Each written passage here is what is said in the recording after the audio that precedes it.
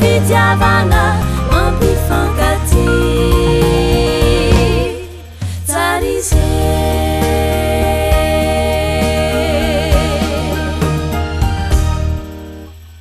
mandraisa toerany anao ny masonao akipy santatrilay toeran'io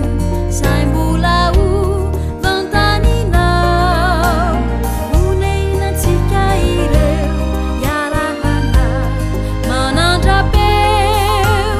mivavaka miniray ho sambatra mandrakizay aviderao izy fa mampiray izy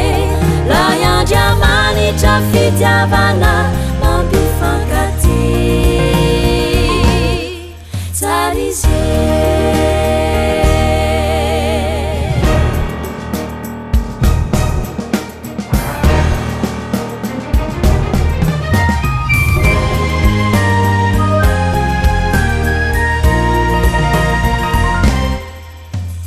mandraisa toerany